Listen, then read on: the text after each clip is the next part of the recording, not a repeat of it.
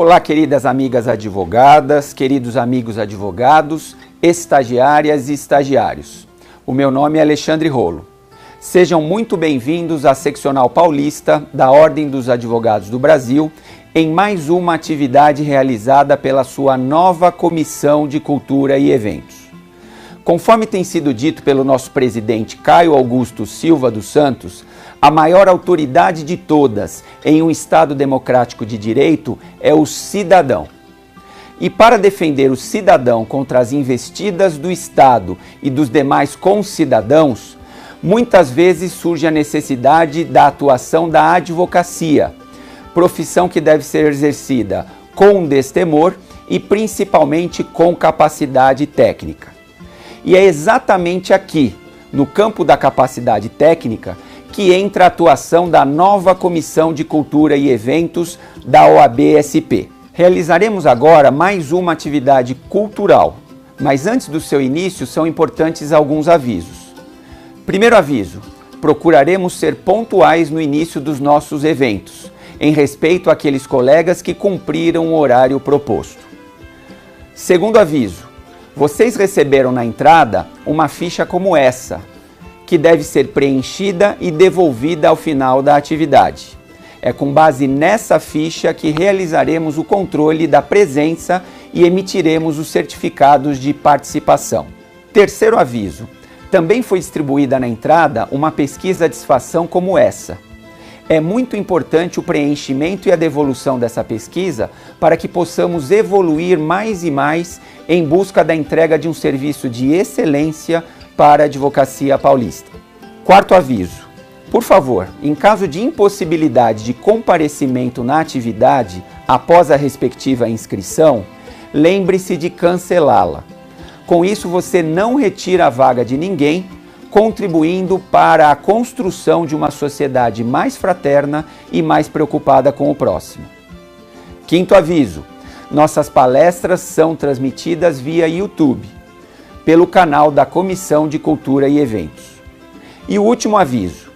Após um passado de disputas de espaços de atuação entre a Comissão de Cultura e Eventos e a Escola Superior da Advocacia, a nossa querida ESA, tenho a grande honra e tremenda satisfação de anunciar uma parceria fraterna entre esses dois importantes braços culturais da OAB-SP para que cumpramos nossa missão de bem representar e atender as advogadas e os advogados. Para demonstrar essa parceria, eu convido o querido amigo e diretor da ESA, professor Jorge Cavalcante Bolsinhas Filho, que nos transmitirá um breve recado. É com você, amigo Bolsinhas. Muito obrigado, Rolo. Tenho certeza que essa parceria entre a Comissão de Cultura e Eventos e a Escola Superior de Advocacia será um grande sucesso. Quero aproveitar essa oportunidade que você me concedeu para convidar a colega advogada ou colega advogado a participar cada vez mais ativamente da gestão da Escola Superior de Advocacia. Envie para o e-mail que aparece na sua tela a sua proposta de curso, a sua solicitação de curso para a central, para a subseção.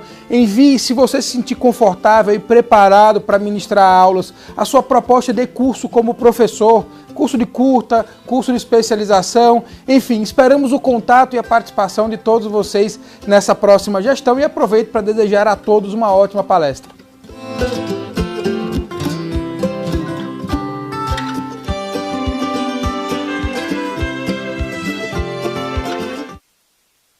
Muito bem, boa noite a todos, sejam todas e todos bem-vindos aqui na nossa casa, que eu imagino que todos aqui ou são advogados ou são acadêmicos, e também são bem-vindos tanto aqueles que não são acadêmicos nem advogados.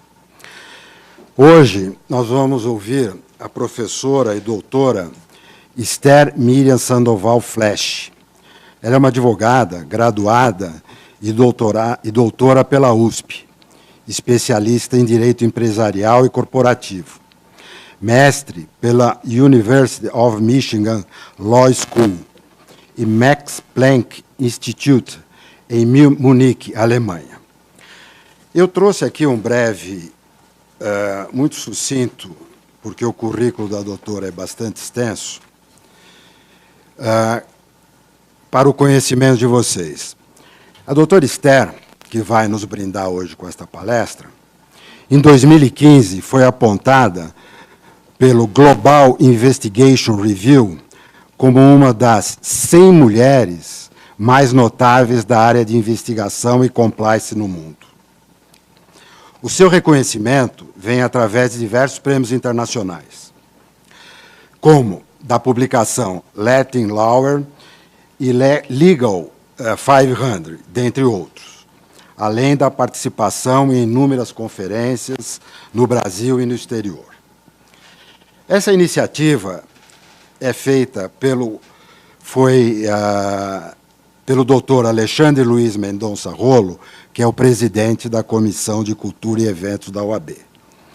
E através também do nosso presidente, o doutor Caio Augusto Silva Santos. Eu vou, então, passar a palavra à doutora, que falará sobre as melhores práticas em investigações internas e o provimento 188 de 2018 do Conselho Federal da OAB. Doutora. Muito obrigada, doutor Josué.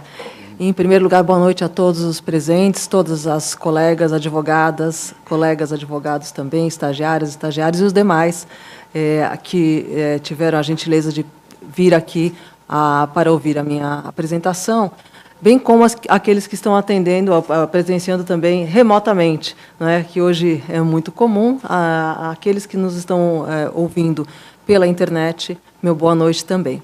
Doutor Josué, eu gostaria de agradecer, na sua pessoa, o convite da OAB, da nossa seccional paulista. É com muita honra, muito prazer que eu estou aqui. Agradeço a presidência da mesa e agradeço também ao doutor Alexandre Rolo pelo convite, ao presidente da nossa Comissão de Cultura e Eventos, ao presidente Caio. E gostaria também de agradecer muito e louvar a presença aqui na mesa do doutor Alfredo Atier e do doutor Pedro Ciccone. Agradeço a todos vocês e espero que tenhamos aqui uma atividade bastante produtiva. Nós é que agradecemos a sua presença. Obrigada, doutor Josué. Bom, eu trouxe uma apresentação para a gente poder usar como guia aqui da nossa conversa, e ela já está disponível? Já.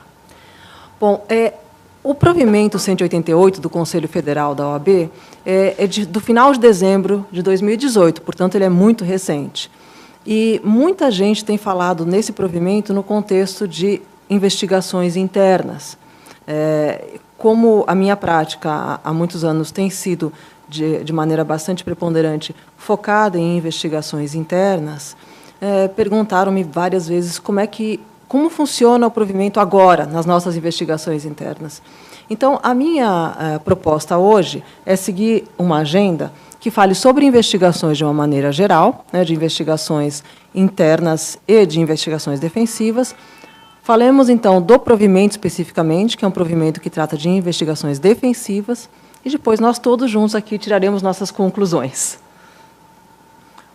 Então, a investigação, óbvio, que nós estamos tratando aqui não é aquela investigação estatal, obviamente, é uma investigação feita por particulares. E as investigações internas com as quais nós trabalhamos muito são investigações voltadas a se entender o que houve internamente em uma empresa. A investigação interna é aquela voltada para dentro, é aquela em que uma empresa, seja uma grande corporação, seja um pequeno estabelecimento, volta-se para dentro de si mesma para entender o que aconteceu. Por que aconteceu isso? Como que podemos evitar que isso aconteça de novo?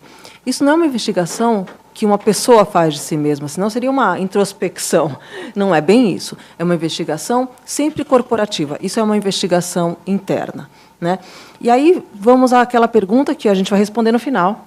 Se uma investigação interna é uma investigação defensiva, ou se uma investigação defensiva é uma investigação interna, é a mesma coisa ou não?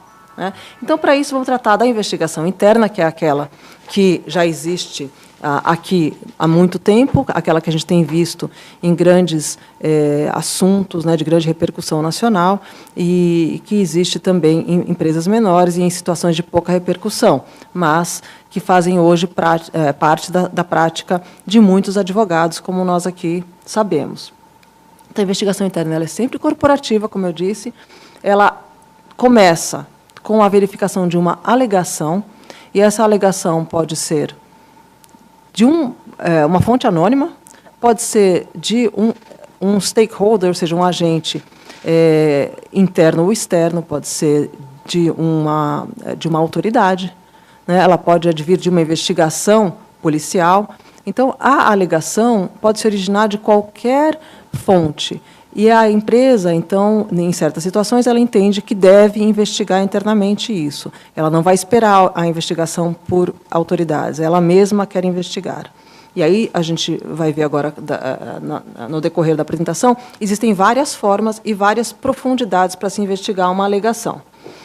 Depois de investigado, ou ainda durante a própria investigação de uma certa alegação, faz-se uma avaliação da situação jurídica.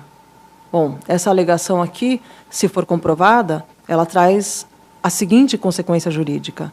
Por exemplo, a empresa violou a lei antitrust, se isso aqui for verdade. Ou a empresa importou sem as devidas licenças, portanto, violou as leis tais e tais, e qual a consequência para as pessoas físicas também envolvidas. Então, a investigação traz, junto com ela, a necessidade de alguém fazer uma investigação, fazer uma avaliação jurídica da consequência daquilo que se averiguou. Ao mesmo tempo, ou em paralelo, novamente, faz-se uma detecção para tentar entender como funcionou, como aconteceu aquela situação e tentar interromper as condutas ilícitas, se isso for realmente o caso naquela empresa em particular. E busca-se, com a investigação interna, muitas vezes, a redução de sanções estatais.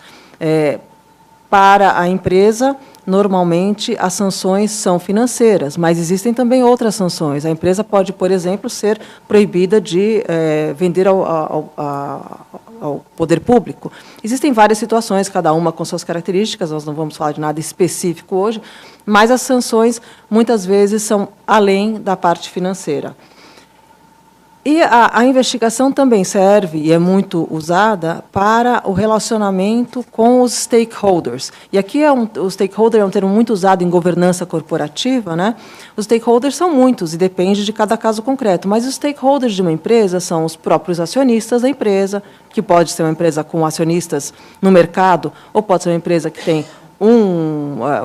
dois acionistas, uma família, pode ser uma joint venture entre duas empresas, dois investidores. Então, esses são stakeholders importantes, mas também a própria diretoria, o próprio conselho, que tem responsabilidade perante a sociedade, também são stakeholders os empregados, os fornecedores, as autoridades que protegem o meio ambiente, são muitos stakeholders, e muitas vezes a empresa, através da investigação interna, da conclusão daquilo que houve lá e do seu posicionamento, consegue endereçar o relacionamento com esses stakeholders. Uma categoria de stakeholders que tem tomado posições muito importantes e, portanto, tem sido muito visível na questão de investigações internas é a categoria dos auditores externos. Os auditores externos têm tido muita visibilidade porque eles têm uma responsabilidade profissional quando eles auditam uma empresa e tomam conhecimento de uma irregularidade significativa que pode afetar os resultados daquela empresa, especialmente de empresas abertas. Então, nós vamos ver daqui a pouco, até num slide também, mas todo mundo aqui viu, nos jornais, situações específicas em que os auditores externos se recusaram a auditar uma empresa, a assinar o balanço, como eles dizem, se não houvesse uma investigação interna independente e que lhes desse o conforto de que a empresa estava corrigindo os seus erros. Então, a investigação interna tem todas essas características que nós vamos ver que na defensiva não existem. Sobre redução de sanções, eu mencionei, mas acho que sempre vale a pena para a grande maioria aqui que somos advogados, advogadas e estagiários, olhar para a lei, né? A lei, especificamente a Lei 12.846, que é a chamada Lei Anticorrupção, prevê, no artigo 7º, que serão levados em consideração, na aplicação das sanções, a cooperação da pessoa jurídica para a apuração das infrações. O que é a cooperação da pessoa jurídica? na grande maioria das vezes, é uma investigação interna, porque a cooperação de entregar documentos simplesmente não é verdadeiramente uma cooperação. Já houve análise disso. O que se considera cooperação de verdade de uma pessoa jurídica é ela fazer o esforço para entender o que houve, entender profundamente, na profundidade necessária, o que houve. Então, investiga-se dentro da empresa. E outros benefícios que a própria lei... e quais são os benefícios que a própria lei prevê? São benefícios financeiros, de redução da multa, no caso de redução de até 2/3 da multa, e a exclusão de sanções não pecuniárias. Uma sanção muito importante que se exclui, nesse caso de cooperação, é a publicação extraordinária da decisão condenatória, então a empresa não tem que passar por essa situação, e a proibição de receber incentivos, subsídios, subvenções, doações ou empréstimos, que também é uma consequência que muitas vezes deixa a empresa incapacitada de prosseguir nos seus negócios. Eu menciono aqui os Estados Unidos também nessa nossa palestra, porque a prática de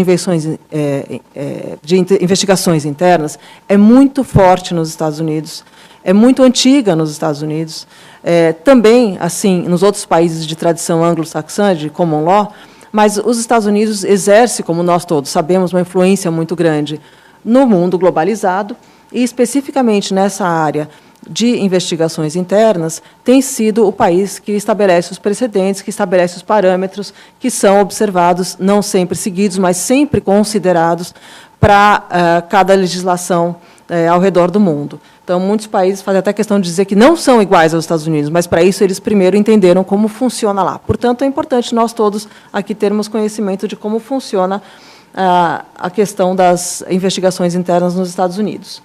E existe um regulamento que se chama em inglês Principles of Federal Prosecution of Business Organizations, que se aplica para pessoas jurídicas apenas, para business organizations, e que prevê como fator para ser considerado na persecução de empresas alguns fatores, e dois que eu trouxe aqui. O primeiro é a disposição da empresa em cooperar com a investigação, tanto dos seus funcionários como de terceiros. Então, uma investigação interna com relação ao que houve lá dentro, inclusive com relação a terceiros que possam ter tido contratos com a empresa. E também as ações de remediação que aquela empresa resolve tomar, incluindo os esforços para melhorar ou para implementar um programa de compliance dentro daquela empresa, disciplinar pessoas, infratores, etc., e cooperar com agências governamentais. Então, vem aqui a cooperação, que é sempre baseada numa investigação interna. Um outro documento, um outro regulamento americano, e esse bem recente, que é o FCPA Guide, ele se refere especificamente a uma lei, que é o FCPA, é a sigla, que é a lei que trata de corrupção no estrangeiro. A lei é o Foreign Corrupt Practices Act. E o guia de sentenças americano para fins de aplicação dessa lei especificamente, e que regula a dosimetria das penas, quer dizer, as penas são aplicadas de acordo com certos critérios que estão nesses parâmetros de sentença, considera que o programa de compliance efetivo é um dos fatores para a dosimetria a menor, evidentemente, da pena. E diz também que a organização, ou seja, a pessoa jurídica, deve adotar medidas razoáveis de resposta a uma conduta criminosa, inclusive realizando modificações no programa de compliance. E depois nós vamos ver aqui também que esse programa de compliance tem que prever a realização de investigações internas. Então, o programa de compliance, que é preventivo, tem que, para ser considerado um programa efetivo nos Estados Unidos, tem que ter a previsão de que haverá investigações internas, e inclusive independentes, em certas situações. Novamente, usando os Estados Unidos como uma base para a nossa discussão, existe também no FCPA Guide a questão da pontuação, né, de quantos pontos se faz, porque existe até uma fórmula matemática mesmo, caso a empresa tenha um programa de compliance e realize uma investigação interna e uma cooperação voluntária. Então, novamente, essa é a redução de sanções nos Estados Unidos. Ela é bastante ampla, até porque nos Estados Unidos as empresas sofrem persecução criminal também, muito diferente do Brasil.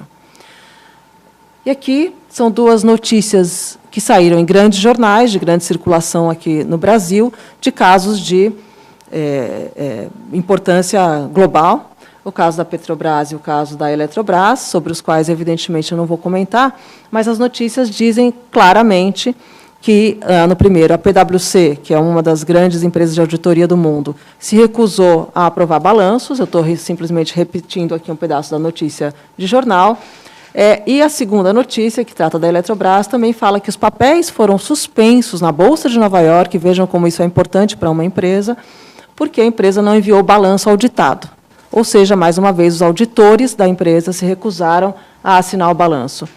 E esses auditores só se sentem confortáveis, por isso que eu disse que a investigação interna se aplica a vários stakeholders.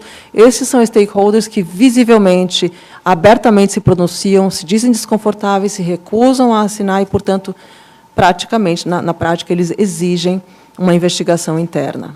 Embora, obviamente, não digam isso, eles simplesmente se dizem desconfortáveis, ou seja, não assinarão enquanto não se sentirem confortáveis. O que a empresa vai fazer para dar para eles o conforto fica nas mãos da administração da empresa, né? Mas a gente sabe, pela prática, pela observação, que é sempre através de uma investigação interna independente, com toda a credibilidade, que a empresa consegue mostrar para terceiros que ela realmente identificou o que estava acontecendo, ou se houve ou não houve aquela conduta, e caso tenha havido, por que ela aconteceu, por que não houve a prevenção necessária, como ela será remediada, como se evita que isso volte a acontecer no futuro.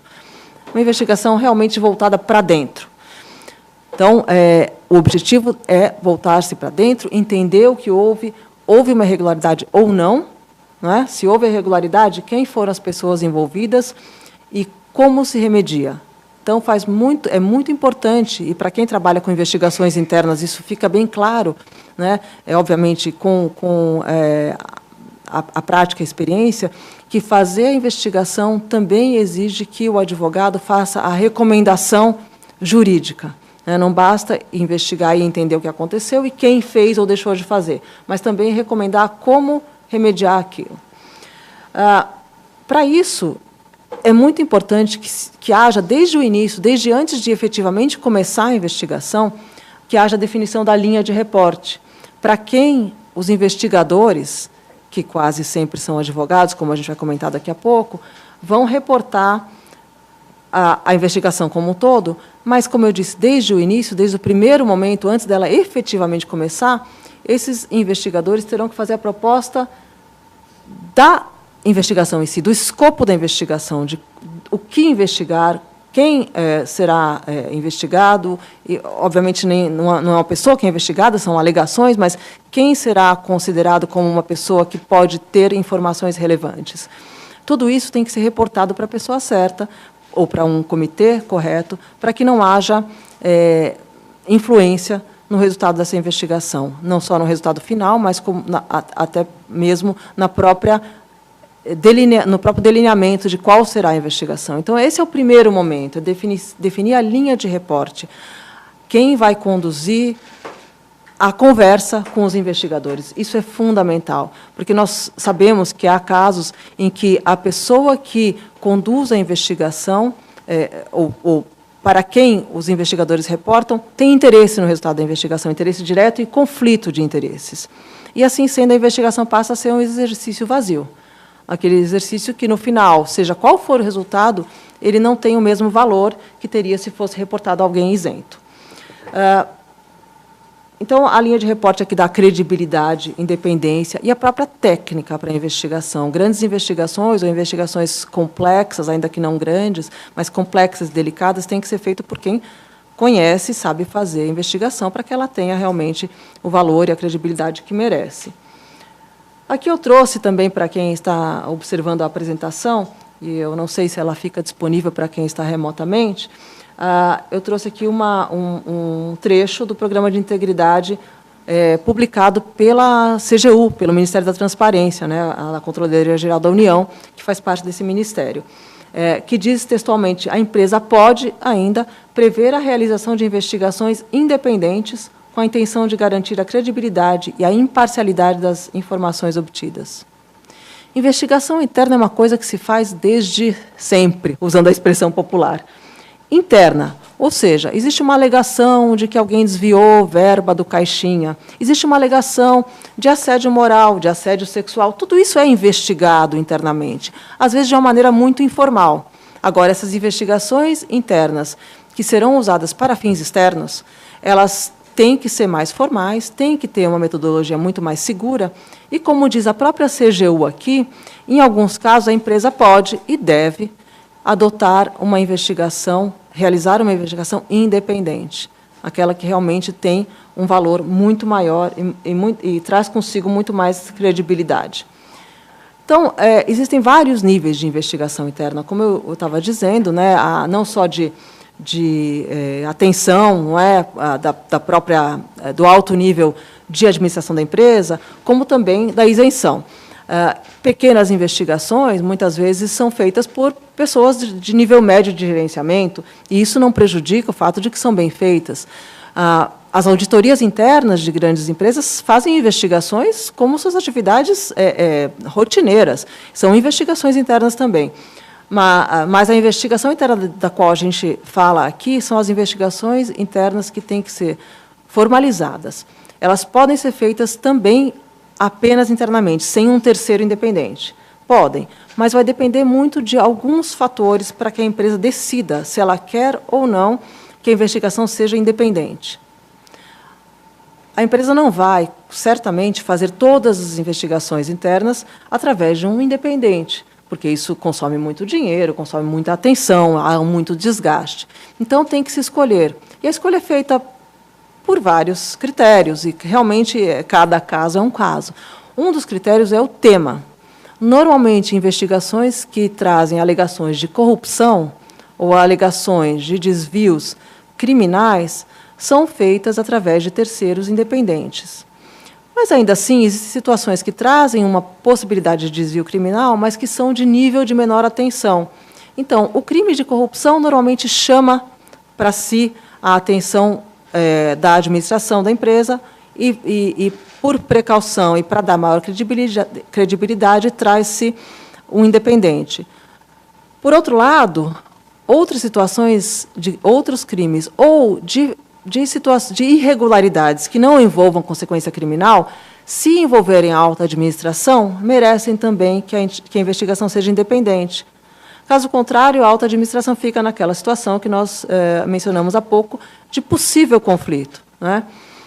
Caso a possível irregularidade fique em nível mais baixo hierárquico e não envolva um assunto de grande repercussão, muitas vezes a administração mesma conduz a investigação através do seu próprio departamento jurídico, do seu departamento de compliance, do seu departamento de auditoria interna, e a administração avalia, junto com o seu jurídico ou junto com um dos advogados externos que usa rotineiramente, para definir o que fazer com aquela situação concreta que se identificou.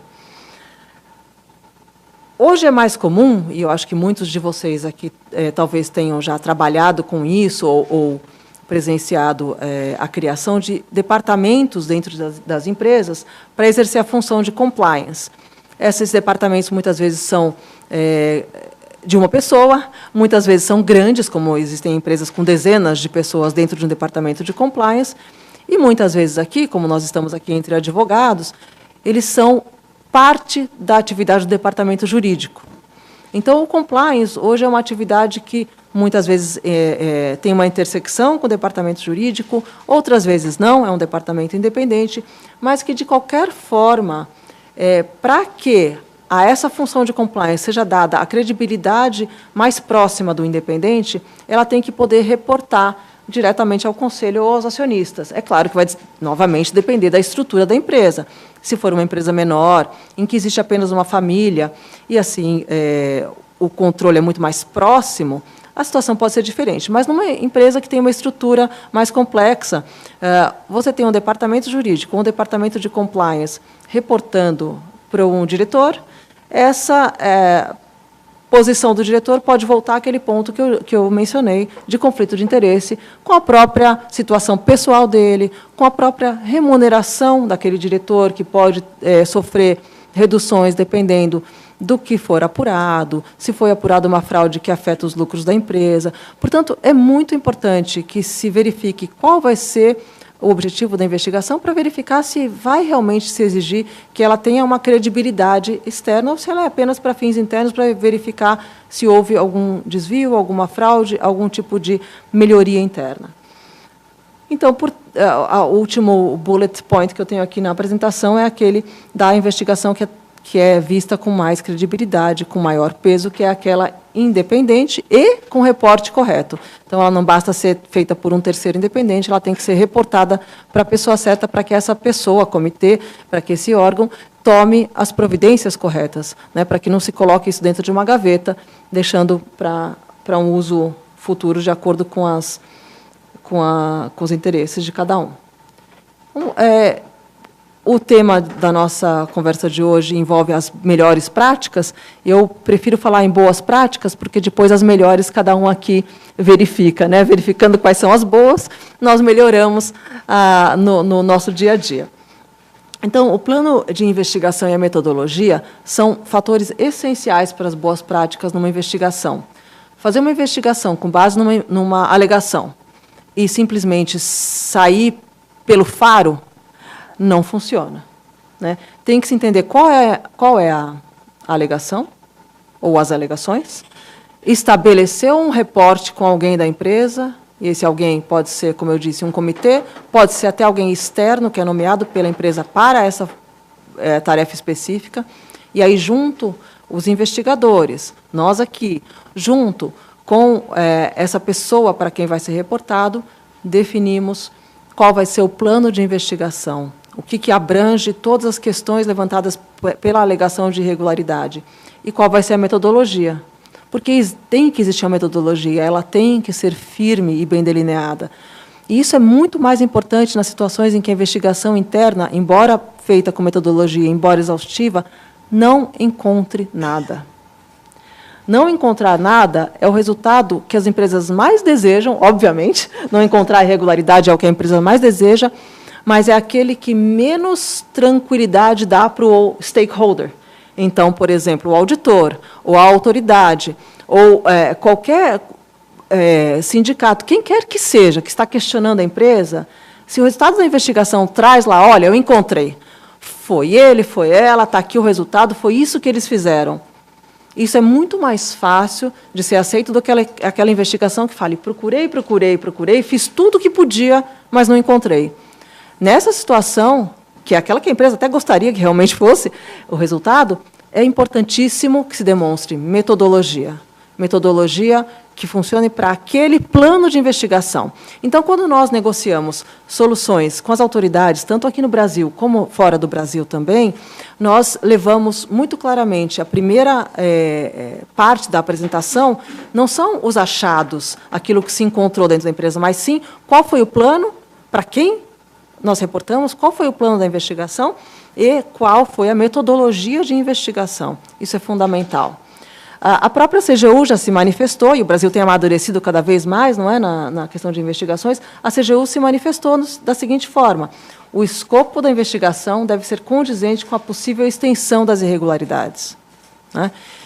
Isso é muito... Aqui na nossa conversa, que é mais teórica, sem um caso concreto, talvez não seja tão fácil de visualizar, mas se a gente pensar em um exemplo, fica muito fácil. Por exemplo, existe uma alegação específica numa empresa na área de, vamos dizer, numa área de saúde, existe a alegação de que essa empresa pagou propina para vencer uma licitação.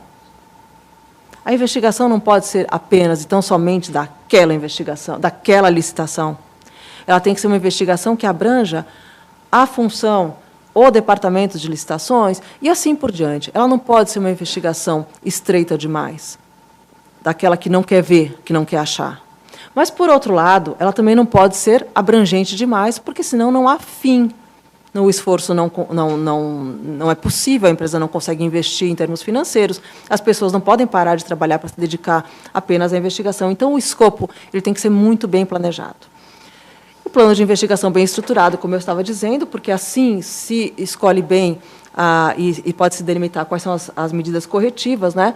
E as medidas de precaução, como a preservação de documentos, os critérios de investigação, quais serão, as entrevistas, né, que serão como depoimentos, só que no formato de entrevista, e assim por diante.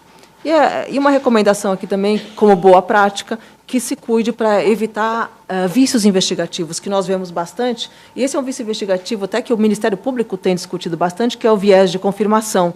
Isso é um viés que os psicólogos já estudaram. As pessoas têm a tendência de querer confirmar aquilo que elas já acham, que elas já pensam, né? Então, essa tendência que é inerente ao ser humano, ela não pode ser, tem que se tomar todo o cuidado para ela não ser replicada nas investigações internas.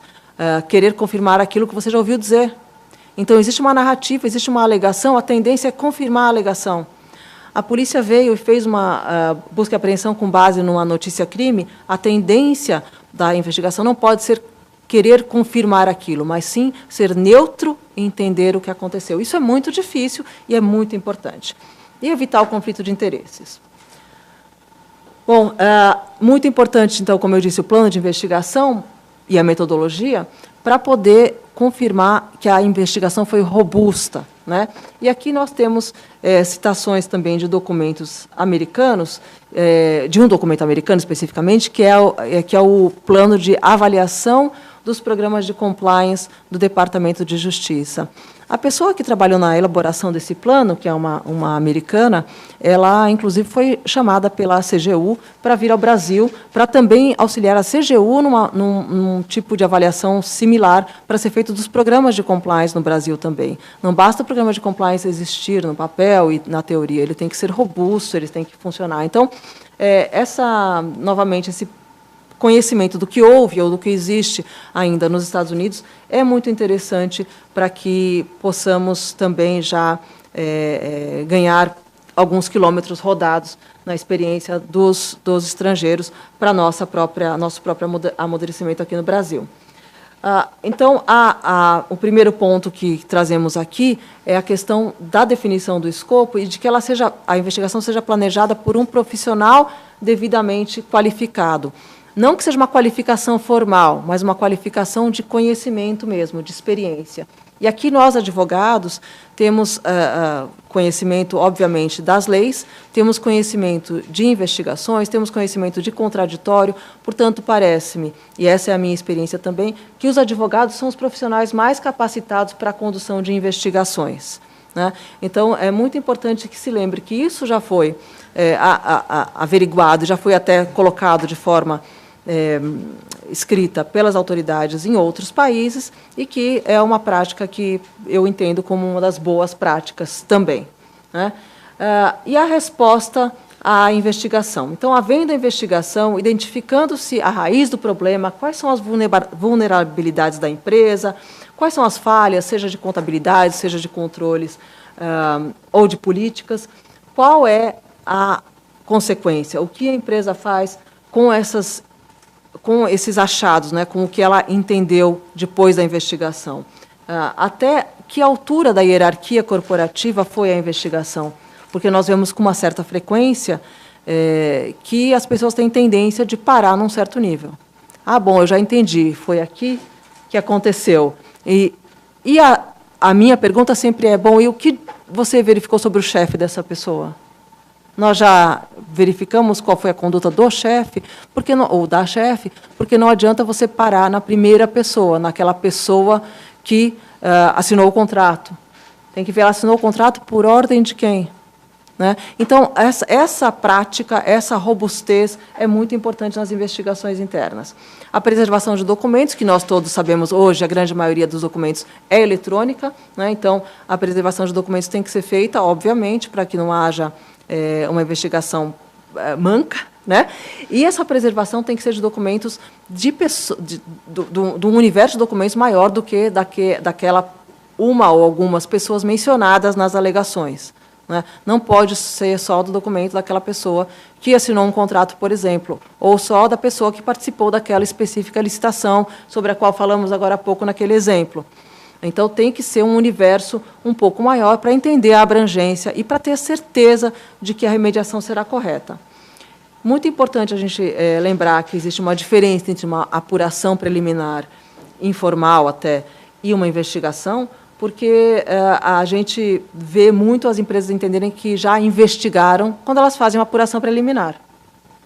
Existe uma alegação, existe uma preocupação, a empresa vai lá, faz uma apuração preliminar, senta com uma, duas pessoas, vê um ou outro documento, foi assinado por duas pessoas conforme a política, muito bem, apuramos, não houve problema. Ou apuramos e o problema é o doutor Josué. Eu? Exatamente. E assim, com esse tipo de reação, a empresa tenta enterrar o problema. Isso é muito comum e é o que não se faz quando se quer realmente ter uma investigação independente, uma investigação robusta. Então, um caso aqui só ilustrativo, né, são tantas as possibilidades e tantos exemplos concretos que existem. Existe uma assinatura de uma PPP estratégica, por exemplo, e alguém questiona a regularidade dessa parceria público-privada. Seria justificável incluir na averiguação, na investigação, apenas a pessoa que assinou a PPP, o contrato? É claro que não. Temos que incluir os diretores que aprovaram, evidentemente, o presidente da empresa, porque uma PPP não é uma coisa que um gerente decida, é um projeto estratégico. Funcionários da área, o conselho, vai depender do caso concreto, mas tem que se querer entender o problema até o nível mais alto que esse problema possa ter atingido. E a CGU destaca esse problema também, destaca esse ponto também nas suas diretrizes para as empresas privadas. Muito importante, só aqui também, acho que ainda no contexto de boas práticas, verificar a existência de política de uso de equipamentos eletrônicos, porque, como nós dissemos agora há pouco, hoje em dia é a regra quase, que documentos e provas fiquem guardados em meios eletrônicos. Então, é muito importante que exista uma política dentro da empresa para a preservação e o uso de documentos de aparelhos corporativos, seja computadores, telefones, ou quaisquer aparelhos. A manutenção do sigilo cliente-advogado tem que ser mantida em qualquer circunstância. Não pode haver previsão, nem mesmo dentro das políticas que eu mencionei agora da empresa, de que não exista o sigilo cliente-advogado. Essa prerrogativa dos advogados e esse direito dos cidadãos não pode ser abandonado pelas empresas e não está sujeito a uma desistência prévia pelas pessoas. Isso não é aceitável. Então, na realização de uma investigação interna, é importante que se atente para esses dois itens e também que se verifique o respeito aos direitos individuais das pessoas físicas envolvidas na investigação. Aquelas sobre as quais recai alguma suspeita, por exemplo, e também aquelas pessoas que são como testemunhas ou pessoas que podem conhecer informações. Todas têm que ser tratadas com dignidade, evidentemente, mas também com respeito aos seus direitos trabalhistas, a todos os seus direitos que as empresas têm que levar em consideração, não só do ponto de vista da atuação do Departamento de Recursos Humanos, mas também no momento da realização de uma investigação interna. E agora nós passamos aqui, se vocês me permitirem, para a análise do provimento número 188 do Conselho Federal da OAB. Eu imagino que antes da nossa conversa de hoje todos tenham lido o provimento, que eu não vou copiar aqui para vocês, evidentemente, mas o provimento, que é muito interessante e muito recente, diz claramente no artigo 1º que compreende-se por investigação defensiva o complexo de atividades de natureza investigatória desenvolvido pelo advogado, e aí nós tiramos um pedaço aqui, visando a obtenção de elementos de prova destinados à constituição de acervo probatório lícito para a tutela de direitos de seu constituinte. Percebe-se logo neste primeiro artigo que nós não estamos falando de investigação interna. Esse é um outro tipo de investigação. É uma investigação de defesa, é uma investigação do que tem fora de mim. Eu, como uma parte, e aí eu entendo isso, a gente vai discutir aqui no final, nas conclusões, que essa investigação defensiva poderia, em tese, ser aplicada também a uma pessoa jurídica e também fora da área criminal. Mas eu, como parte, a minha empresa, como parte, gostaria de saber dos elementos de prova que existem, ainda na fase de investigação. E isso não seria necessariamente encontrado dentro da empresa. Ou eu, como indivíduo, não encontraria isso dentro de mim mesma. Então, é uma investigação para fora, muito diferente da investigação interna. Então, de primeiro, eu já quero estabelecer que, no meu entendimento, O provimento 188 não trata de investigações internas. O provimento também menciona como finalidade especificamente o direito criminal, né? Mas a pergunta vem aqui, eu já até, num spoiler, como se diz, eu já até disse qual é a minha opinião, mas a pergunta é, pode-se aplicar a outras áreas do direito? Entendo que sim, muito embora o provimento seja muito focado e repita constantemente os temas de direito criminal. O provimento diz, no artigo 3º, a investigação defensiva sem prejuízo de outras finalidades. E aqui é que eu entendo que ele abre para nós podermos falar de outros temas. Mas sem prejuízo de outras finalidades, orienta-se especialmente para a produção de prova para emprego em... E aí nós temos instauração de inquérito, rejeição de denúncia ou queixa, resposta à acusação, cautelares, defesa em ação penal pública ou privada, ou seja, são temas muito focados claramente no direito criminal, isso fica evidente, mas ainda entendo que podemos e vamos conversar aqui agora sobre a questão de se utilizar ou não o provimento para investigações defensivas em áreas não criminais.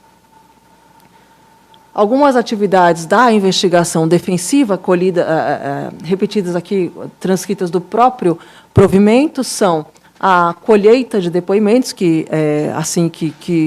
a coleta de depoimentos, que se entende como uma das atividades que o advogado, na condução de uma investigação defensiva, pode fazer, a pesquisa e a obtenção de dados e informações disponíveis em órgãos públicos ou privados, e a determinação de elaboração de laudos ou exames periciais. Isso aqui parece muito, evidentemente, com uma investigação conduzida por autoridade. Então, é quase que uma réplica do outro lado, né, do lado da defesa, da investigação que se conduz daqueles que querem, evidentemente, que querem possivelmente fazer uma acusação. A licitude e a legitimidade estão previstas também no próprio provimento 188 do Conselho Federal, que diz, no artigo 7º, as atividades descritas nesse provimento são privativas da advocacia, compreendendo-se como ato legítimo de exercício profissional, não podendo receber qualquer tipo de censura ou impedimento pelas autoridades. Então, traz o provimento a confirmação de que exercer a investigação defensiva é prerrogativa de advogado. E isso é muito bom. Aqui fica uma nova pergunta. É prerrogativa de advogado também o exercício da investigação interna independente? Mais uma pergunta para a nossa conversa aqui de hoje. Existe uma decisão da Justiça Militar do Estado de São Paulo, muito recente, e eu trouxe aqui o número do processo, mas não está na tela, que reconheceu o direito às investigações defensivas com base nesse provimento. Ou seja, o provimento agora já está sendo mencionado em decisões concretas. Essa decisão da Justiça Militar determinou ao 22º Batalhão da Polícia Militar que entregasse documentos considerados essenciais para a investigação que a defesa estava conduzindo. É muito recente, é de fevereiro agora deste ano. O tema do sigilo profissional, que eu fiz questão de mencionar também quando falamos da investigação interna, também é mencionado expressamente pelo provimento 188, quando fala de investigação defensiva.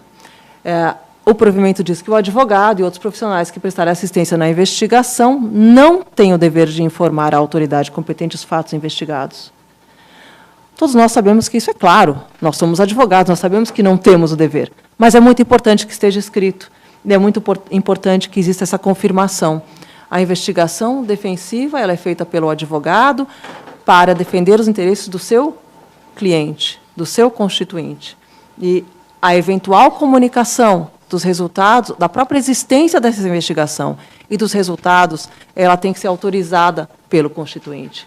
Fundamental que isso esteja bem claro, porque nós não queremos que haja qualquer tipo de dúvida e qualquer tipo de iniciativa de autoridades no sentido de obter, até mediante busca e apreensão, o resultado dessas investigações. Essas investigações e o resultado delas são protegidos pelo sigilo cliente-advogado.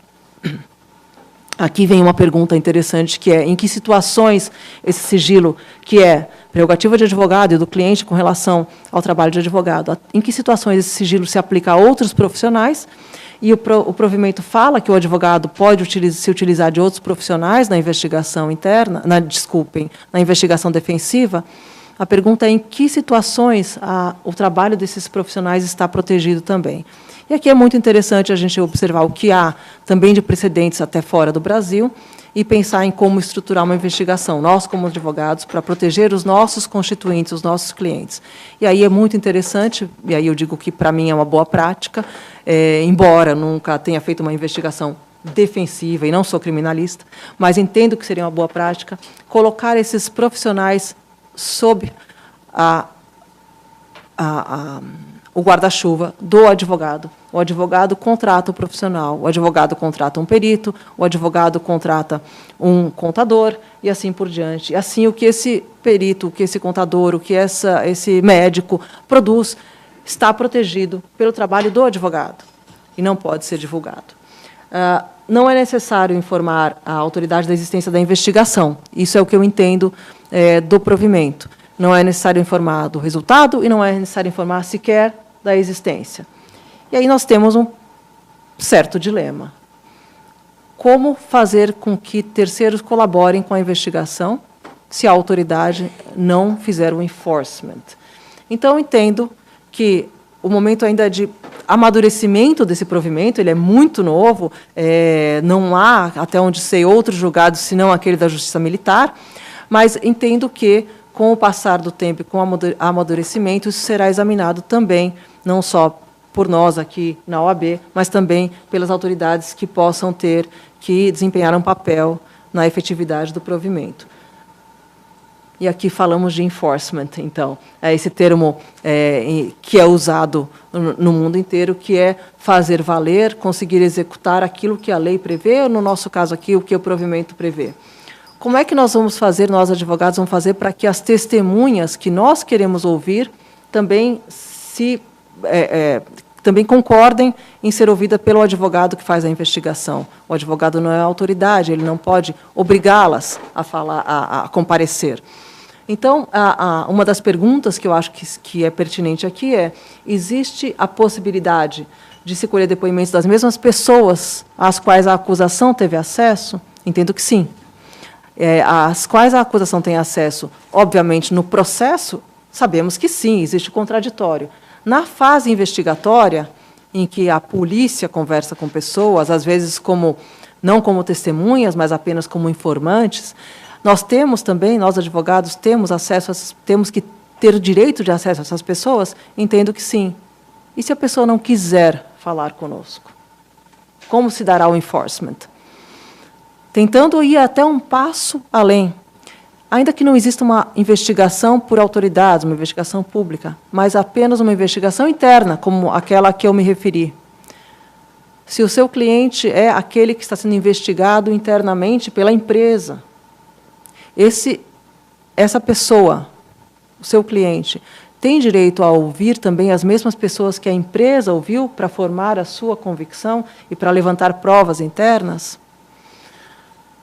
Então, a investigação defensiva parece ser apropriada para qualquer situação em que possa haver uma sanção. E o advogado que vai proteger os interesses da parte ter acesso às mesmas fontes de prova que a outra parte, que é aquela potencial parte acusadora. As fontes de prova que eu mencionei há pouco são as pessoas, as potenciais testemunhas, mas são também documentos, acervos de documentos. E entendo que, com base no provimento, advogados devem se manifestar no sentido de ter acesso a todo o acervo de documentos disponível às autoridades que estão examinando os documentos na fase investigatória, e não apenas os documentos que foram selecionados pelas autoridades e levados, após a fase investigatória, para a fase de acusação e de um processo em juízo. Né? Então, é muito interessante, por exemplo, a gente imaginar que a busca e apreensão que é realizada traz lá pacotes de papel, e hoje em dia, na verdade, bits e bytes, e megabytes, gigabytes de informação que são filtrados e leva-se uma parte dessa informação eletrônica, e papéis também, para o processo. E é lá que se faz o contraditório.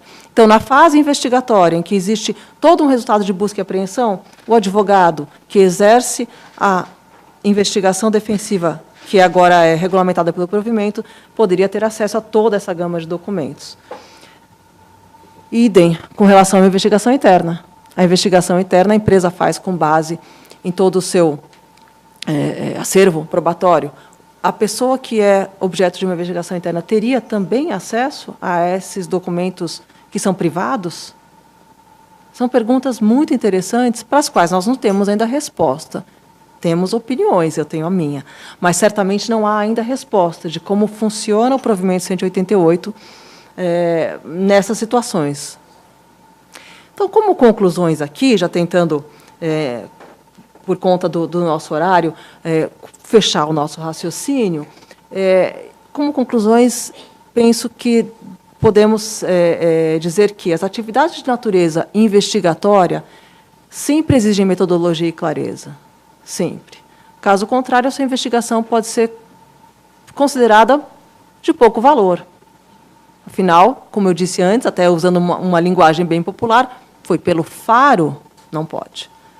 Tem que ter uma metodologia, uma linha de raciocínio e que seja suficiente para abordar os aspectos mais amplos daquela questão específica. Novamente, não é abordar o mundo, mas sim aquela questão numa visão ampla. Ela é independente ou ela é defensiva? A investigação independente, ela quer apurar o que houve.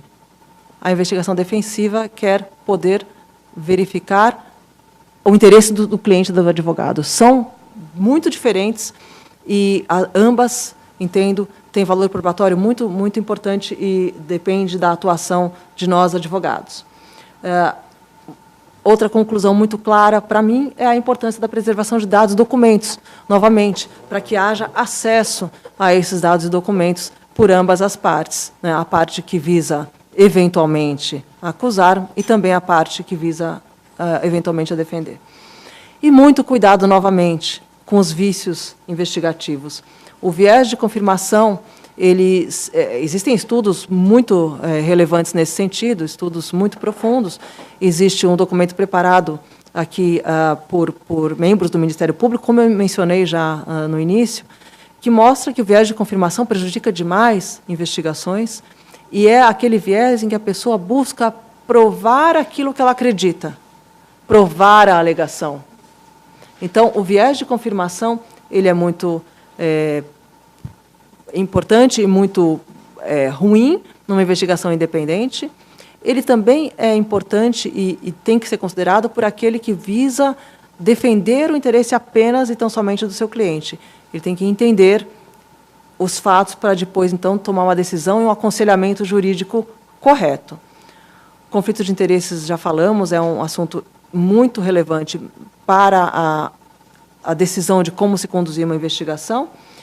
E considerar as leis aplicáveis, não só aqui as leis brasileiras aplicáveis. Então, eu dei até um exemplo, mas vou repetir aqui. Você pode ter uma situação em que exista uma violação da lei anticorrupção e também da lei antitrust, né, assim como outras leis. Então, é muito importante verificar todas as leis aplicáveis e também leis estrangeiras, porque hoje nós sabemos que existem várias leis com aplicação extraterritorial, inclusive a lei brasileira anticorrupção. Não é? Então, é importante que se verifique tudo isso para que a investigação possa ter a utilidade que o seu cliente precisa que ela tenha. Por último, coloquei um ponto aqui para reflexão, que é justamente aquele que eu já dei o spoiler, que é a questão da aplicação da investigação defensiva não só a assuntos de direito criminal, né?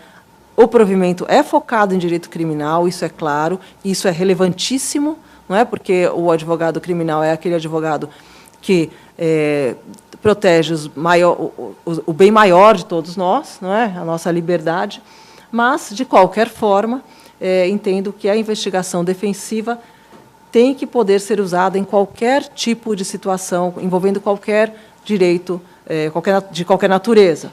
Então, em qualquer procedimento que possa gerar sanções, sejam de natureza criminal, sejam de natureza administrativa, trabalhista e assim por diante, a parte contrária deve poder exercer formalmente, através do seu advogado, a atividade investigatória também.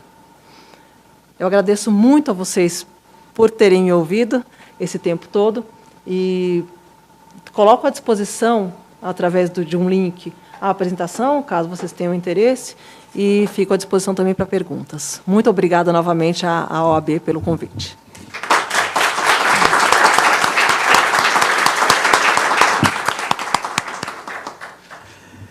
Eu quero agradecer, em nome dessa seccional, da Ordem dos Advogados do Brasil, seccional de São Paulo, na pessoa do seu presidente, o Dr. Caio Santos, na pessoa do nosso presidente de eventos, o Dr. Alexandre Rolo, a presença da professora doutora Esther, e essa palestra bastante elucidativa.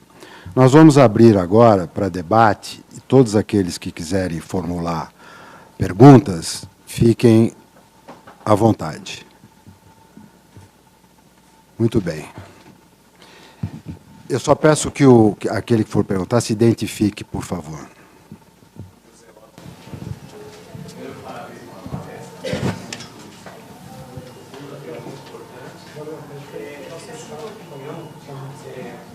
Investigação produz uma quantidade imensa de material.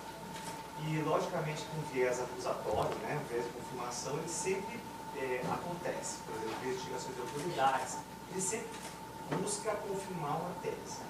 E, justamente, na análise de todo o material, pode estar, inclusive, a prova da inocência. Exato. Né? Então, como que esse elemento pode ajudar a gente desenvolver novas teses para poder conseguir ter acesso a materiais que você nunca teria? Muito obrigada pela pergunta. Eu entendo que é justamente essa uma das funções do advogado que exerceu a atividade de investigação defensiva, não é? Porque nós sabemos de casos concretos que há, muitas vezes, um acervo muito grande de informações, das quais as autoridades ou outras entidades acusatórias selecionam apenas aquelas que visam a confirmar a acusação, né? Então, muitas vezes são ignorados documentos. Muitas vezes nós vemos, isso é muito interessante, nós vemos, por exemplo, uma cadeia de e-mails em que só se junta um dos e-mails na acusação, e quando você lê a cadeia inteira, a troca de e-mails, você vê que o sentido é outro. Então, isso é muito importante, que haja, justamente a sua pergunta ela é relevantíssima, que haja acesso para aqueles que querem entender os fatos como eles são, sem qualquer tipo de viés, e mais, para aqueles que querem provar a tese de defesa, né, para que eles também busquem no material completo e não no material já pré-selecionado pela acusação ou que o seu cliente, por acaso, tenha acesso. Porque, muitas vezes, a parte acusada tem acesso a alguns materiais de defesa, mas não a todos aos quais o outro lado teve acesso na fase de investigação. Eu vou pedir uma licença. Eu deixei para a entrega do certificado para a doutora nos termos do trabalho, mas me informaram que, por problema de gravação, eu devo entregar agora à senhora o certificado pela palestra. Muito mais obrigada. uma vez, muito obrigado. Agradeço muitíssimo. Pela palestra. Obrigada, muita honra. Obrigada. Será enquadrado.